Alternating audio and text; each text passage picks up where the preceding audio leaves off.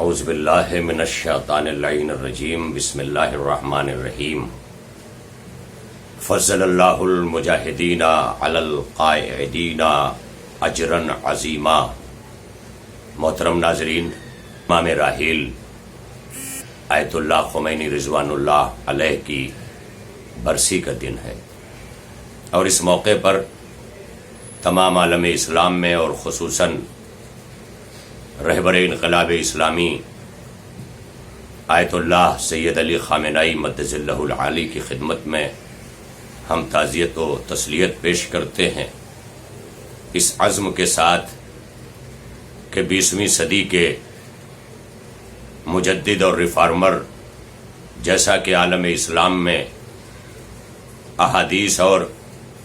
دیگر کتب میں موجود ہے کہ ہر صدی میں ایک مجدد پیدا ہوگا، شاید عالم اسلام کا یہ مجدد انقلاب اسلامی کا بانی بن کر پوری دنیا میں اسلامی اقدار کو سربلند کر گیا۔ جب سامراجیت، طاغوتیت، صہیونیت سر چڑھ کر بول رہی تھی، جزیرہ نمائے عرب ابھی تشکیل پا رہا تھا، ایسے میں عرب کی سرزمین پر صہیونیت اور یہودیت اپنے پنجے گاڑ کر فلسطینیوں کے حقوق اور کعبۃ قبلہ اول کے اوپر اپنی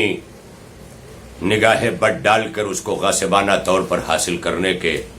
تگ و دو میں لگا ہوا تھا۔ ہر طرف اسلامی منظرنامہ پاش پاش تھا، اسلامی اقدار اور اسلامی اہداف اس قدر پامال ہو چکے تھے کہ بنام اسلام جو حکمراں حکمرانی کر رہے تھے وہ صہیونیت اور سامراجیت کے چنگل میں اور ان کی گود اور ان کی آغوش میں بیٹھے ہوئے تھے۔ خود شاہ ایران کہ جس نے فلسطینیوں کے حقوق کو غصب کرنے والے اسرائیل کی ملک کے طور پر تائید کر دی اور اسے ملک کے طور پر تسلیم کر لیا، یہ سارے منظر، یہ مدبر زمانہ، یہ مفکر دوراں،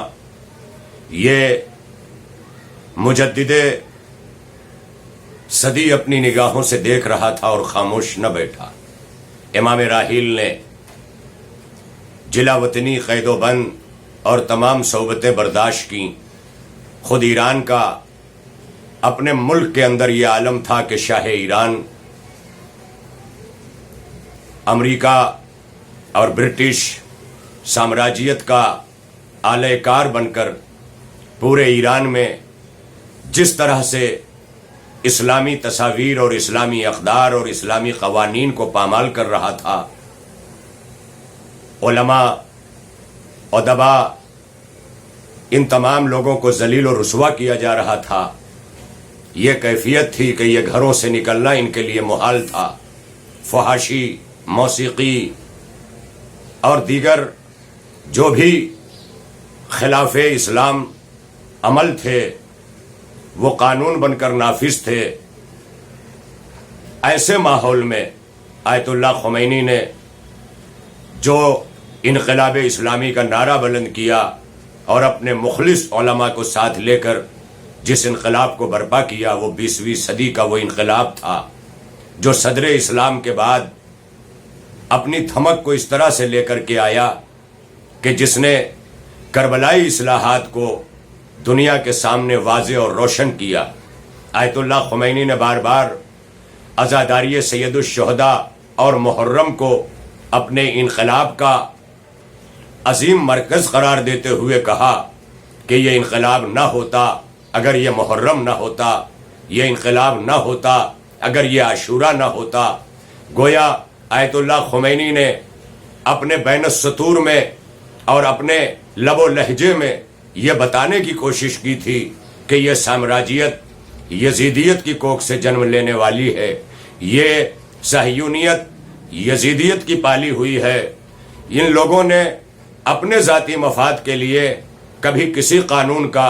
پاس نہ کیا جس طرح یزید کہ جس نے نہ رسالت کا پاس کیا نہ قرآن کا پاس و لحاظ رکھا، بلکہ اپنے اقتدار کو مضبوط کرنے کے لیے خود نواسۂ رسول کی بھی شہادت اور نواسۂ رسول کو بھی کربلا کے میدان میں گھیر کر کے لے آیا۔ لیکن آیت اللہ خمینی نے دنیا پہ واضح کر دیا کہ مجاہدین وہ ہیں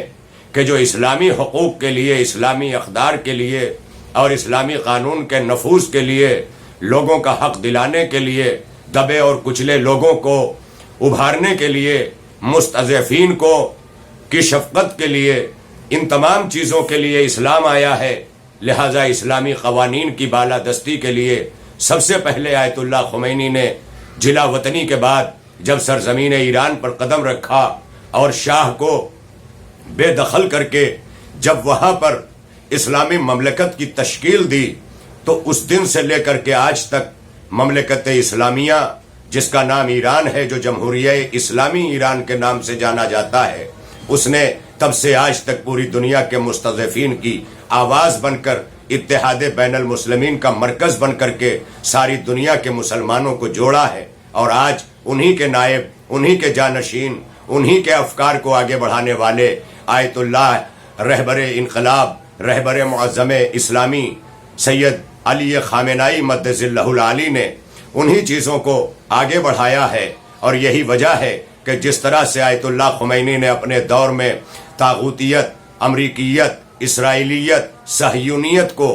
شکست دی تھی، آج اسی پر گامزن رہ کر کے رہبر معظم انقلاب اسلامی آیت اللہ خامنائی مد ظلہ العالی نے انہی اقدار کو آگے بڑھایا ہے۔ اور آج پوری دنیا میں جس طرح سے آیت اللہ خمینی نے علم و ادب کا بول بالا کیا، اسلامی اقدار کا بول بالا کیا، شاہ کا زمانہ وہ تھا کہ جب لوگ لباس اسلامی میں نکلنے پر ذلتوں کا سامنا کر رہے تھے، آیت اللہ خمینی نے اپنے سر پر اسی دستار کو رکھ کر پوری دنیا میں اسے اتنا محترم اور معظم بنا دیا کہ باطل طاقتیں اس لباس سے دہلنے لگیں۔ یہی وجہ ہے کہ اس لباس میں جب شہید نمر آئے تو سعودیہ دہلا، اسی لباس میں جب ہمارے آیت اللہ زکزکی آئے تو نائجیریا دہلنے لگا۔ اور یہ تمام لوگوں کا دہلنا اس بات کی دلیل ہے کہ انقلاب اسلامی کے مقابلے میں دنیا نے اور خصوصاً سامراجیت نے اور اسرائیلیت نے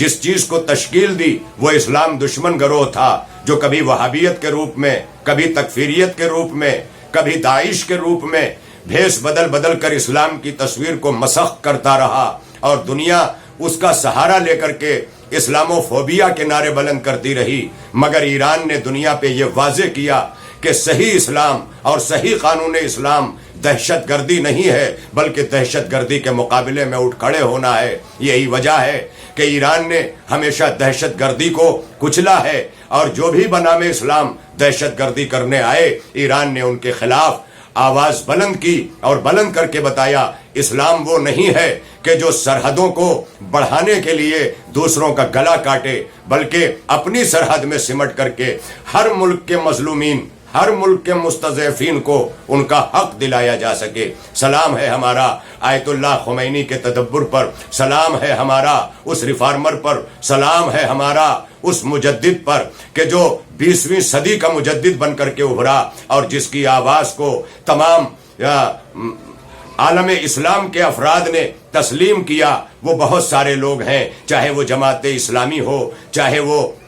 علامہ مودودی ہوں، چاہے وہ دیگر نظریات کے لوگ ہوں، سوائے وہابیت کے، کہ جس نے اس انقلاب کی بیخونی کا ہمیشہ بیڑا اٹھا رکھا، اور وہ وہابیت کہ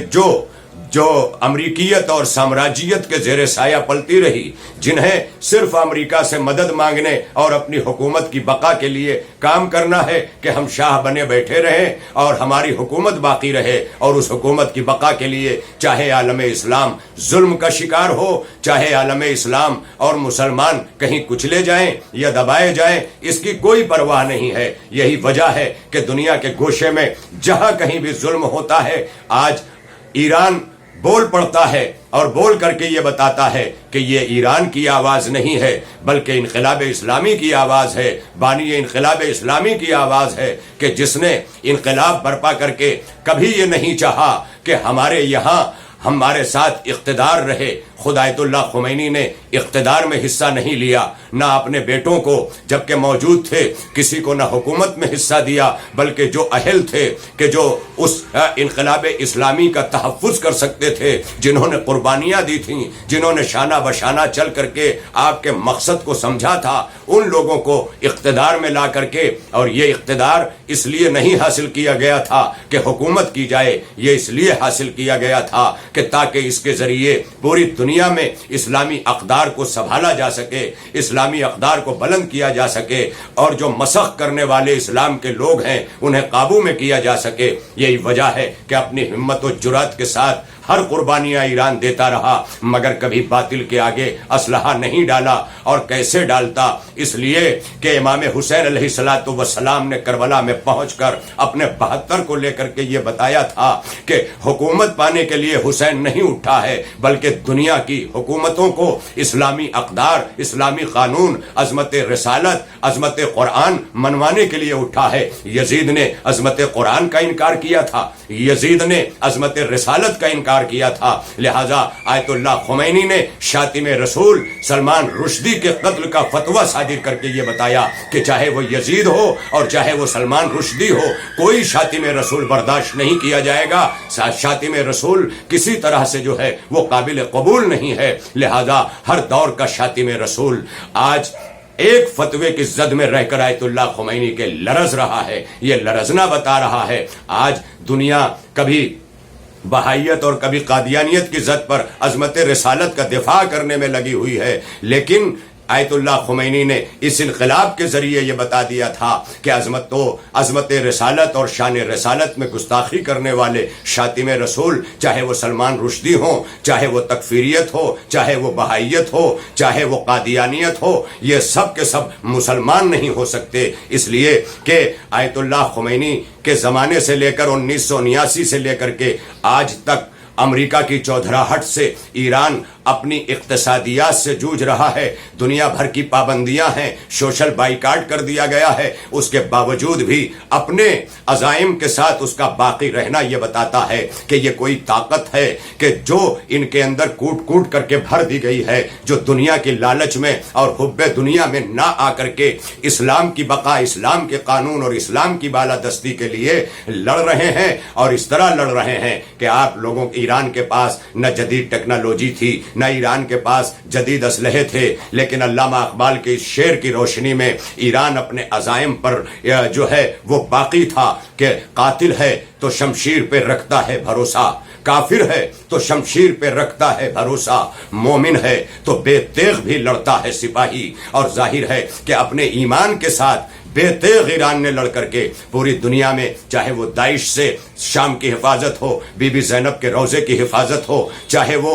دنیا میں کہیں بھی ہو، حزب اللہ نے بڑھ کر کے ایران سے شانے سے شانہ ملایا اور اسرائیل کو اس کی اوقات دکھا کر کے یہ بتایا کہ اسرائیل فلسطینیوں کا حق ہے اور قبلہ اول مسلمانوں کا ہے. آیت اللہ خمینی نے، جو کہ شاہ نے سب سے پہلے تائید کر دی تھی کہ اسرائیل ملک ہے اور وہ یہودیوں کا ہے، لہذا انقلاب لانے کے بعد آیت اللہ خمینی نے سب سے پہلے یہ واضح کیا تھا کہ قدس ہمارا ہے اور فلسطینیوں کا حق ہے اسرائیل. لہذا جب تک ایران باقی ہے تب تک فلسطینیوں کے حق کے لیے آواز بلند کرتا رہے گا. اور آج یوم قدس پوری دنیا میں رمضان المبارک کے الوداعی جمعے میں جو منایا جا رہا ہے وہ آیت اللہ خمینی کے اعلان کا نتیجہ ہے. اور شاطم رسول جو آج گستاخان رسول چپکے ہوئے پڑے ہیں، ڈرے ہوئے پڑے ہیں، وہ آپ کے ایک فتوے کا نتیجہ ہے جو سلمان رشدی کی شکل میں انہوں نے تو دیا، لیکن پوری دنیا کے شاطم رسول تک یہ پیغام پہنچ گیا. میں عالم اسلام کا شکر گزار ہوں جو اتحاد میں یقین رکھتے ہوئے اسلامی اقدار کی بالادستی کے لیے لڑ رہے ہیں. آج 4 جون کا دن آیت اللہ خمینی کی برسی کے دن، یہ احیاء کا دن ہے، یہ تجدید عہد کا دن ہے کہ ہم اس اتحاد بین المسلمین پر باقی رہتے ہوئے ہم کوشش کریں گے کہ جب تک ہماری جان میں جان ہے، جب تک ہماری فکر بیدار ہے، جب تک ہم زندہ ہیں، ہم طاغوتیت، صہیونیت اور سامراجیت کے خلاف کھڑے رہیں گے اور دنیا کو عدل و انصاف دلاتے رہیں گے، دنیا کے مظلوموں کا ساتھ دیتے رہیں گے، اور مظلومیت کے لیے نہ شرط مذہب ہے اور نہ شرط مسلک ہے۔ جہاں کہیں بھی جو مظلوم ہیں ان کی مدد کے لیے ایران ہمیشہ آگے آتا رہے گا۔ میں اللہ سے دعا گو ہوں کہ جلد از جلد ایران کا اقتصادی جو ہے وہ محاصرہ بھی ٹوٹے، جلد اور جلد یہ امریکیت، یہ طاغوتیت، یہ سامراجیت نیست و نابود ہو اور پوری دنیا میں اسلام کا بول بالا ہو سکے، اور پوری دنیا یہ دیکھ لے کہ اسلام وہ نہیں ہے کہ جسے وہابیت، تکفیریت، طاغوتیت اور سامراجیت پیش کر رہی ہے۔ اسلام تو وہ ہے کہ جسے انقلاب اسلامی ایران نے دنیا کے سامنے 1979 سے سن 2020 تک اب تک منوایا ہے کہ دیکھو اسلام یہ ہے کہ جس کا انقلاب آیت اللہ خمینی نے ایران میں شاہ کے خلاف بغاوت کر کے کیا تھا، مگر وہ پوری دنیا میں شاہ نما جیسے لوگوں کے لیے بغاوت کا اعلان بن گیا۔ یہی وجہ ہے کہ ایسی ساری شاہی آج ایران سے لرز رہی ہے، خوف زدہ ہے، اس لیے کبھی اسرائیل میں پناہ لے رہی ہے، کبھی امریکہ کے ساتھ پناہ لے رہی ہے، اور ان سب کا پناہ لینا اس بات کی دلیل ہے کہ انہیں حکومت عزیز ہے، اسلام عزیز نہیں ہے، اور جسے اسلام کے مقابلے میں حکومت عزیز ہو جائے وہی یزیدیت ہے، اور یزیدیت کی راہ پر چلنے والوں کے لیے ہمیشہ حسینیت زندہ باد رہے گی، اور یزیدیت مردہ باد رہے گی، سامراجیت مردہ باد رہے گی، صہیونیت مردہ باد رہے گی، اور انقلاب اسلامی ہر دور میں زندہ باد رہے گا۔ وآخر دعوانا ان الحمد للہ رب العالمین۔